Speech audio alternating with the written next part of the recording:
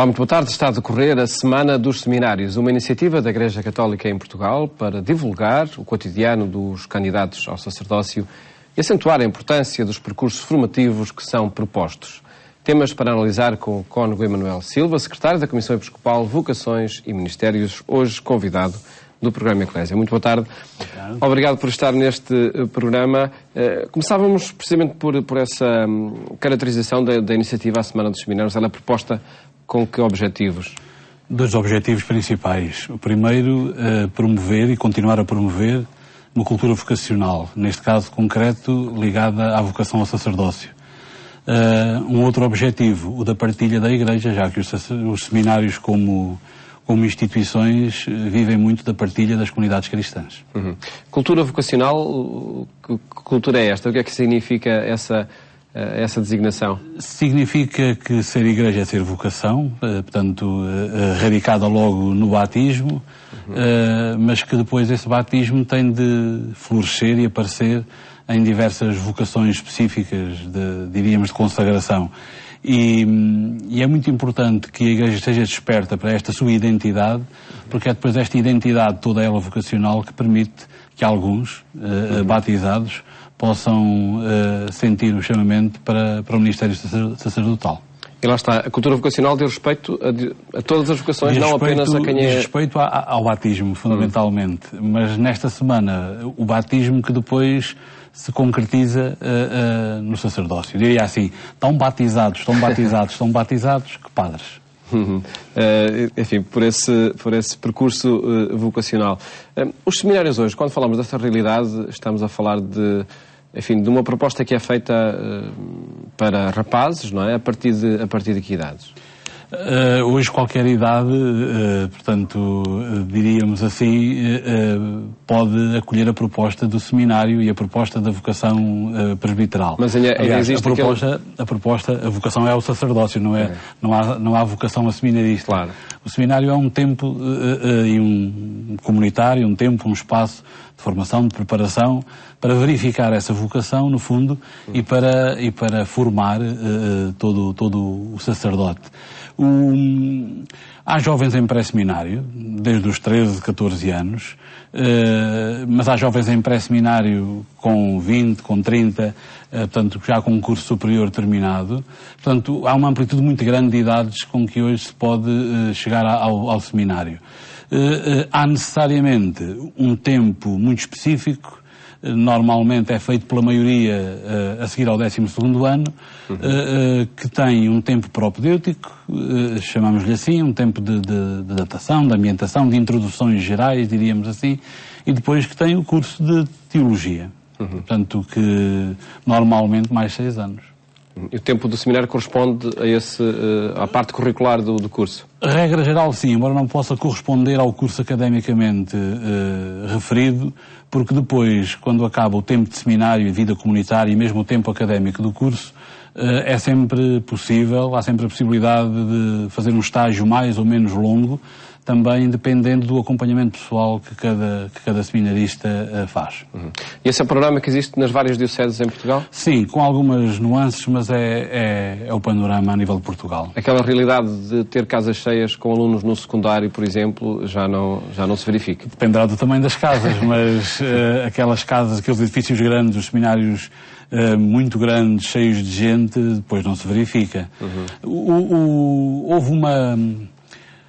Há um forte incremento daquilo que chamamos normalmente o pré-seminário, que algumas dioceses chamam o seminário em família, que é de facto a proposta de que os jovens, seja qual for a idade, continuem a fazer um discernimento vocacional, vivendo em casa, na família, nos seus ambientes, mas que tenham uma cadência de encontros programados, animados por uma equipa que está ligada ao seminário, promovendo um primeiro discernimento, no fundo. E, portanto, os seminários menores foram perdendo um pedacinho o seu espaço. São os tais que eram para o segundo ciclo, secundário, etc. Sim. O seminário hoje, normalmente, depois referimos-lo como a partir do pós-12º ano, o tal tempo propedêutico, que é um ano, podem ser 2, mas é um ano normalmente introdução, da pessoa perceber qual é, no fundo, o sentido da vida, da verificação vocacional, podíamos dizer assim, das introduções às várias áreas da vida do sacerdócio, portanto, porque é essa a vocação, é para aí que o seminário prepara. O tempo propedêutico é feito nessa diversidade de experiências. Contacto com a mais variada espécie de experiências, desde o contacto com a dor, com o voluntariado. Portanto, há uma imensidade de experiências que nesse ano propedêutico são proporcionadas aos rapazes. Depois, a parte académica propriamente dita, onde é que ela é frequentada? A maioria dos seminários em Portugal na Universidade Católica. Aliás, todas as instituições que formam academicamente os seminaristas hoje, se não são a Universidade Católica, têm uma relação muito estreita com ela. Portanto, institutos filiados. E essa é uma parte da formação, há depois, ou seja, a formação não se reduz a essa parte académica, não é? A formação não se reduz à parte académica, tanto que nas nossas faculdades de Teologia há pessoas a estudar Teologia cuja vocação não é o sacerdócio, não é o presbiterado. São cursos abertos. São cursos abertos, portanto, homens, senhoras, portanto. Agora, aquele que tem vocação ao sacerdócio, a Igreja pede-lhe esta formação específica de um curso de Teologia, que não se resume apenas a saber umas coisas, tudo aquilo que se aprende num curso de Teologia, que é muito importante, tem que ser integrado com a vida toda. Mas o chamamento primeiro não se resume a um curso académico. Então, resume-se aqui. O chamamento primeiro tem a ver com o encontro com a pessoa de Jesus Cristo e com a Igreja. Aí é que radica o percurso vocacional. Aí é que radica o início do percurso vocacional de cada candidato ao sacerdócio. Nós temos na nossa ideia cultural global a imagem do seminário menor, depois um seminário maior, depois presbítero, mas isto tem que ser visto em sentido contrário, não é? A vocação é ao presbiterado. E porque há vocação ao presbiterado é que é preciso formar aqueles que se preparam para o presbiterado. E por isso é que há seminários. Seja na fase que for. Claro, o seminário maior tem um espaço e um momento muito importante nesta caminhada, porque é aquele que forma imediatamente antes para o presbiterado. Para além dessa parte académica de que falávamos, há outros percursos formativos que o seminário inclui, nomeadamente o seminário maior, nessas fases anteriores à ordenação. Há outras dimensões da formação que estão aí presentes. Sim, em relação sempre com a académica, mas é um tempo muito bonito porque há um desafio da formação humana permanente, que não pode nunca parar. Há o desafio da formação académica, claro. Há o desafio da formação comunitária. Há o desafio da formação espiritual, que se calhar é o vértice onde todas as outras depois radicam. Visto que a formação espiritual é o que leva cada candidato, cada rapaz, cada jovem que tem nome, que tem história, o que o leva a encontrar-se com a pessoa de Jesus Cristo e com a experiência de Igreja, e o que o leva a tomar uma decisão amadurecida, confiante, naquilo a que Deus o chama. Até há não muitos anos atrás existia essa imagem de, em cada diocese, em cada distrito, existir uma casa grande, que era a casa do seminário, muitas vezes cheia. Esse panorama hoje alterou-se profundamente. Alterou-se, embora não tenha alterado o sentido da afirmação de que o seminário é o coração da diocese. Porque, de facto, se uma diocese não tem revelação vocacional no ministério que é estruturante como do presbítero, qualquer coisa na vida interior desta diocese está em risco. Mas esse panorama alterou-se na diminuição do número de candidatos ao sacerdócio, em relação àquilo que era o que estávamos habituados há 20, 30, 40, 50 anos. As dioceses tiveram que otimizar os recursos, não é? E, portanto, houve dioceses que se agruparam dentro das províncias eclesiásticas ou fora, que se agruparam em torno das faculdades de teologia. Portanto, promove essa congregação das dioceses, de várias dioceses numa casa, tem vários aspectos positivos que são promovidos. Uma comunidade formativa, que seja uma comunidade muito reduzida, tem sempre aspectos bons, mas tem sempre aspectos também problemáticos. Uma comunidade mais alargada, mas não seja tão alargada, portanto, a perder de vista, permite sempre outro tipo de experiências. A formação comunitária que um seminário proporciona, e que é uma formação que acaba por ser provisória, no fundo é o termómetro para cada um que está em seminário perceber se é capaz de uma consagração definitiva que o faz estar no meio de uma comunidade e ser ele próprio congregador de comunidade. Não tendo esse panorama, enfim, nacional de um seminário em cada diocese, hoje eles estão, esses agrupamentos que existem, assim, chamemos assim de seminários, acontecem em torno de que polos, de que cidades? Nós em Portugal, neste momento, temos Lisboa, em torno da Universidade Católica, mas com as comunidades de seminários, portanto, independentes, se é possível dizer assim, com todos os caminhos formativos independentes propriamente do curso académico. Temos os seminários Olivais, falo sobretudo a nível diocesano, que congrega várias dioceses a nível nacional e a nível estrangeiro. Para não ser infiel a isso, os seminários Olivais congrega Lisboa, claro, Aveiro, Funchal, Leiria, Santarém, Porto Alegre de Castelo Branco, e depois tem alunos ainda de Coxim, na Índia, da Diocese de Mindelo de Cabo Verde e da Diocese de Santiago, Cabo Verde. Depois temos o Seminário Conciliar de Braga, também com os alunos a estudar na Universidade Católica em Braga, que congrega a Diocese de Braga e a Diocese de Viana do Castelo. Em Braga constituiu-se há 2 anos um seminário interdiocesano, o Seminário Maior Interdiocesano para as dioceses de Bragança, Miranda, Viseu, Lamego e Guarda, que também tem os alunos da Universidade Católica, mas é uma experiência formativa independente do Seminário Conciliar de Braga. Depois o Seminário do Porto, também na Universidade Católica a parte académica, mas no seminário estão as dioceses do Porto, Coimbra e Vila Real. E depois o Seminário da Almada, cujos alunos estudam na Universidade Católica, mas que só tem a Diocese de Setúbal, é o Seminário Maior da Diocese de Setúbal. Depois no Sul, ou a caminho do Sul, temos o Seminário Maior de Évora. Os alunos estudam no Instituto Superior de Teologia e congregam o Seminário Maior de Évora, a Diocese de Évora, a Diocese do Algarve e a Diocese de Beja. Angra, depois nos Açores, e Angra tem seminário maior próprio, com estudo da teologia e da filosofia lá. Os alunos do Funchal, da Madeira, portanto, vêm para o continente a partir do curso de seminário maior. De facto, os polos agregadores foram as faculdades de teologia nos seus diferentes centros. Tiveram que ser. Porque, enfim, há também alguma indicação curricular para o próprio estudo da teologia que só a Faculdade de Teologia é capaz de propor? Sim, e que dá base e que dá segurança no ensino e, portanto, nas disciplinas que leciona como formação para o sacerdócio. Tendo algumas casas com dezenas, acredito, não sei se chega às centenas de seminaristas, essas que todo, neste momento, eu não tenho as estatísticas deste ano ainda, portanto, em relação aos seminários... 2014, 2015. Sim, mas neste momento teremos em Portugal cerca de 260 seminaristas. Nas várias casas que referiu. Do próprio Deutico até ao 6º ano. Portanto, tirando aqui aqueles que estão a estagiar já fora do seminário, e tirando os seminários menores e os pré-seminários.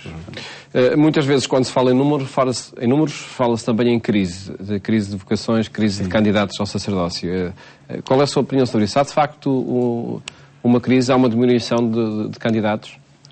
Se a crise quiser etimologicamente dizer a dificuldade de discernir e a dificuldade de optar, a dificuldade de discernir é própria de quem está a discernir e, portanto, ela acompanha quem está a escolher. Em termos de diminuição de números, há uma diminuição dos números, portanto, muito, muito indicativa. Claro que proporcionalmente, possivelmente, nós não temos uma grande diferença entre as grandes multidões que estavam nos seminários há 40 anos, 50 anos e o número dos que se ordenavam e o que temos hoje. Mas há, de facto, uma diminuição muito grande de números. Também depois depende um pedacinho das dioceses. Nós temos dioceses em desertificação, em que o processo está todo a priori, portanto, diria, viciado por esse facto, não é? Diminui a população na diocese? Diminui a população jovem diminui muito porque não se fixa às terras de origem. Necessariamente há menos jovens cativáveis e, portanto, que aceitem o chamamento. Há todo um conjunto de fatores, de facto. Essa relação que há pouco estabelecia entre quem entra no seminário e quem conclui todo o processo formativo e é ordenado, revela que hoje o processo é todo muito mais amadurecido, mais consolidado? Eu não gosto de dizer mais porque obriga-me a fazer uma comparação e eu não quero entrar de forma nenhuma em algo que permita julgar o que quer que seja. Portanto, não... As situações eram diferentes, nomeadamente quando se entravam em grande número para... Eram motivações diferentes, eram contextos diferentes. Há hoje uma grande preocupação nos seminários maiores para que um jovem, rapaz que está no seminário maior perceba porque é que lá está, não é? Como há bocadinho eu dizia, nós partimos do chamamento ao sacerdócio. O seminário é um percurso que conduz aí, mas o chamamento é ao sacerdócio. Quem não se identifica com este chamamento, necessariamente no seminário não encontra o seu lugar e, portanto, não seria uma experiência feliz. Tendo cada seminário uma equipa formadora que está para acompanhar e para ajudar cada jovem a discernir, pois os que não se sentem felizes nem fazem no seminário uma experiência de felicidade, porque não é essa a sua vocação, saem antes, portanto, não fazem o discernimento, portanto, o discernimento é sempre positivo, se for discernimento, não é? Portanto, cada pessoa com o seu sentido de vida discernindo. E por isso, normalmente, nos nossos seminários maiores, sobretudo a partir do 2º, 3º ano, começa de facto a estar apenas um conjunto de pessoas que está a crescer, que está a caminhar, que se está a formar, claro, e nunca estará formado, mesmo no fim do tempo de seminário maior, mas que está identificado com a razão de ser do seminário e da caminhada que está a fazer. E todo esse processo é positivo que se faça em conjunto, em comunidade? Sim, necessariamente. Isto só porque vemos, por exemplo, outro percurso profissional qualquer, se é que pode ser comparável, não é? É feito individualmente, é feito em família. O seminarista, o rapaz que vai para o seminário, pois tem as suas famílias, tem os seus meios de origem e traz daí muitas vezes uma educação, uma experiência de vida que lhe vai ser muito necessária e que é muito importante. Mas a formação específica para o sacerdócio tem que ser feita em comunidade. Ele tem que aprender a ser não apenas um construtor de comunidade, mas ele próprio ter uma identidade comunitária. Ele, como pastor de uma comunidade, não pode ser apenas alguém que produz capacidade dos outros serem uma realidade comunitária, tem que ser ele próprio agente dessa comunidade. E por isso o seminário é uma comunidade provisória, porque todos os anos muda, não é? Porque entram uns e saem outros. Está sempre são 6 anos em permanente mudança, mas é uma comunidade provisória que prepara para uma dedicação definitiva, que é a tal dedicação com capacidade comunitária. Referiu essa capacidade de produzir comunidade. Se tivesse que definir hoje o perfil do padre, nomeadamente o padre animador das comunidades, que características eu usaria uma expressão que é muito nossa da Igreja, que é muito antiga, portanto não tenho a pretensão de inventar nada, mas eu definiria o padre como um contemplativo na ação. Ele tem que saber onde é que se fundamenta e tem que valorizar todos os momentos e todas as experiências que lhe proporcionem o contacto com o fundamento, a sua vida espiritual, a sua oração, para objetivamente falar das coisas como elas são, mas depois ele tem que na vida, no ministério que vive, ele tem que mostrar que o seu fundamento é esse. E, portanto, um contemplativo na ação. Ele parte permanentemente do centro, que é Jesus Cristo, para as periferias, que são os que o precisam de conhecer. E parte também da periferia para trazer os que não conhecem Jesus Cristo ao centro. Necessariamente eu definiria assim. Mas nesse movimento, nesse dinamismo, a referência que o padre é hoje para a sociedade, acredito que seja algo diferente do que era há uns anos atrás. De que forma é que ele se tem que posicionar nessa mutação cultural que também existe? Um homem de Deus e um homem de Igreja. Estando contido nisto todos aqueles desafios que o Papa Francisco, por exemplo, ultimamente tem feito muito objetivos, do padre, como dizia o Papa, ter o odor do povo a quem serve, não é? Um homem de Deus e um homem de Igreja. Não se reduzindo àquilo que uma determinada opinião comum que ele sinta à sua volta queira que ele seja apenas, porque as expectativas hoje sobre um padre que chega a uma comunidade ou que chega a um serviço são imensas e algumas delas não têm nada a ver com a identidade do padre.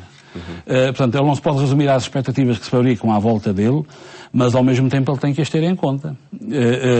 Mas ele tem que partir do centro, homem de Deus e homem de Igreja. E de que forma é que o líder da comunidade, que o padre é chamado a ser, de que forma é que deve e tem de exercer essa corresponsabilidade numa comunidade? Precisamente na relação com aqueles que na comunidade estão mais comprometidos, sabendo que não é uma relação fechada, mas é uma relação para o serviço do crescimento da própria comunidade. Um padre associa sempre a si um conjunto de colaboradores, mas em função do crescimento da comunidade toda. Portanto, os colaboradores mais próximos são serviços, como o próprio Ministério Sacerdotal é um serviço. No fundo, o padre está e é ordenado para servir o batismo daqueles que lhe são confiados na comunidade em que vive. Sejam eles já batizados ou não, mas, passo a expressão assim, mas uma comunidade cristã é uma comunidade de batizados. Mas o batismo é uma semente, é um fermento, tem que ser ajudado a desenvolver. O Ministério do Padre está aí. Aqueles que ele agrega a ele, para com ele colaborarem de forma mais próxima, é neste serviço que colaboram. Muito obrigado, Cônego Emanuel, por ter apresentado neste programa os desafios que se colocam aos que se preparam para o sacerdócio, particularmente lembrados nesta Semana dos Seminários que se assinala em Portugal até ao próximo domingo. Votos de boa tarde e até amanhã, se Deus quiser.